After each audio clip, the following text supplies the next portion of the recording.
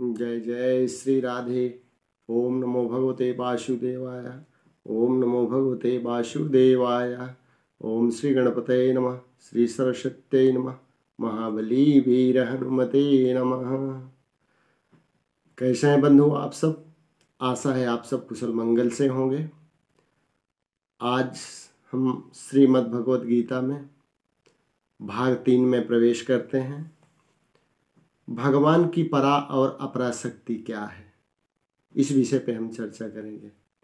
जय जय श्री राधे। भूमिरापो अनलेव वायु खम मनोबुद्धिरेव च अहंकार इत्ययं में भिन्ना प्रकृतिरष्टधा अपरेयमितस्तन्याम प्रकृतिम विद्धि में पराम जीवभूता महाबाहो य एतम धारेते ये जगत। बंधुओं, पृथ्वी, जल, तेज, वायु तथा आकाश और मन, बुद्धि एवं अहंकार, ऐसे यह 8 प्रकार से विभक्त हुई मेरी प्रकृति है। यह 8 प्रकार की भेदों वाली तथा अपरा है, अर्थात मेरी जड़ प्रकृति है। और हे महाबाहो, भगवान कृष्ण अर्जुन से कहते हैं, हे महाबाहो, इससे दूसरी को मेरी जीव रूपा परा अर्थात चेतन प्रकृति जान की, जिससे यह संपूर्ण जगत धारण किया जाता है। भगवान श्री कृष्ण यहाँ अपनी 2 प्रकार की प्रकृति का वर्णन किया है, परा और अपरा। वे प्रकृति को लेकर सृष्टि की रचना करते हैं।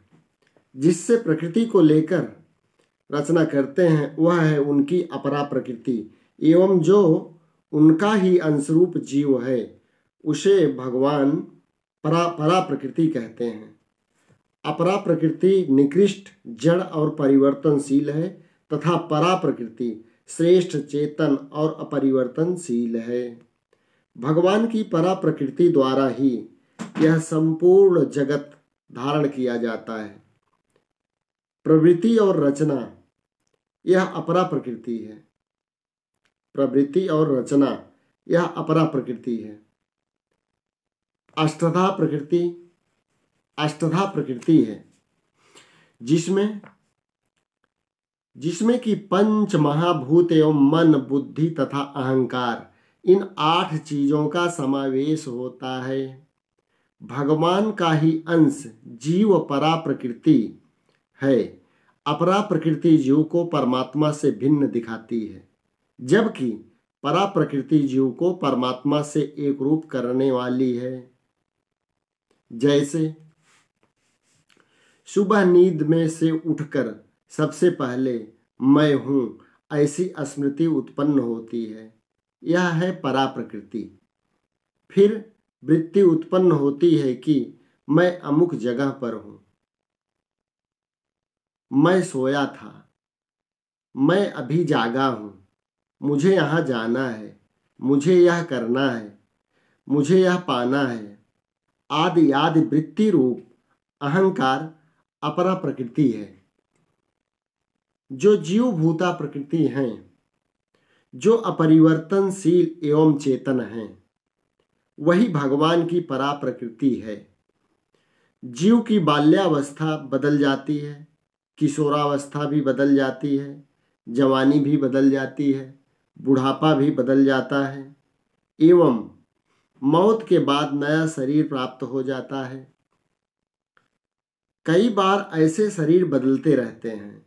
मन, बुद्धि एवं अहंकार भी बदलता रहता है, किंतु इन सबको देखने वाला कोई है जो हर अवस्था में, हर प्रकृति में अबदल रहता है। जो अबदल रहता है वही सबका जीवात्मा होकर बैठा है। उसका असली स्वरूप परमात्मा से अभिन्न है, लेकिन अज्ञानवश वह इस अष्टधा प्रकृति से बने शरीर को मैं एवं उसके संबंधों को मेरा मानता है, इसलिए जन्म मरण के चक्र में फंसता रहता है। जैसे विचार 2 प्रकार के होते हैं, बंधुओं, विचार दो प्रकार के होते हैं, अच्छे एवं बुरे। उसी प्रकार प्रकृति के भी दो प्रकार हैं। प्रकृति के भी दो प्रकार हैं, अपरा और परा। अब जब भोग चाहते हो, संसार के ऐशो आराम एवं मजे चाहते हो, तो अपरा प्रकृति में उलझ जाते हो। जब आप संसार के ऐश आराम एवं मौज मस्ती को नश्वर समझकर सच्चा सुख चाहते हो, तो परा प्रकृति आपको मदद करती है। जब परा प्रकृति मदद करती है तो परमेश्वर का सुख मिलता है, परमेश्वर का ज्ञान मिलता है तथा परमेश्वर का अनुभव हो जाता है। फिर यह जीवात्मा समझता है कि मैं परमेश्वर से जुदा नहीं था, परमेश्वर मुझसे जुदा नहीं था। आज तक जिसको खोजता फिरता था वही तो मेरा आत्मा है। जय जय श्री राधे। बंदगी का था कसूर, बंदा मुझे बना दिया। मैं खुद से था बेखबर, तभी तो सिर झुका दिया। वे थे न मुझसे दूर, न मैं उनसे दूर था। आता न था नजर, तो नजर का कसूर था। जय जय श्री राधे। पहले हमारी नजर ऐसी थी कि अपरा प्रकृति की चीजों में हम उलझ रहे थे। लगता था कि यह मिले तो सुखी हो जाऊं, यह भोगूं तो सुखी हो जाऊं। ऐसा करते करते सुख के पीछे ही मर रहे थे। किंतु जब पता चला अपने स्वरूप का, तो लगा कि अरे, मैं स्वयं ही सुख का सागर हूं। सुख के लिए कहां कहां भटक रहा था। अपरा प्रकृति में रहकर कोई पूरा सुखी हो जाए या उसकी सभी समस्याओं का सदा के लिए समाधान हो जाए, यह संभव ही नहीं है। सभी समस्याएं तो तभी हल हो सकती हैं कि जब उनसे अपने पृथकत्व को जान लिया जाए। दर्शन शास्त्र की एक बड़ी सूक्ष्म बात है कि जो इदम है वह अहम नहीं हो सकता। जो इदम है वो अहम नहीं हो सकता। जैसे यह किताब है, तो इसका तात्पर्य है कि मैं किताब नहीं हूं।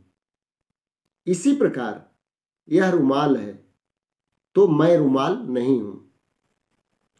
यह हाथ है, तो मैं हाथ नहीं हूं। यह सिर है, तो मैं सिर नहीं हूं। मेरा पेट है, तो मैं पेट नहीं हूं। मेरा हृदय दुखी है, तो मैं दुखी नहीं हूं। मेरा मन चंचल है, तो मैं चंचल मेरा मन चंचल है, तो मैं मन नहीं। मेरी बुद्धि ने बढ़िया निर्णय दिया, तो मैं बुद्धि नहीं।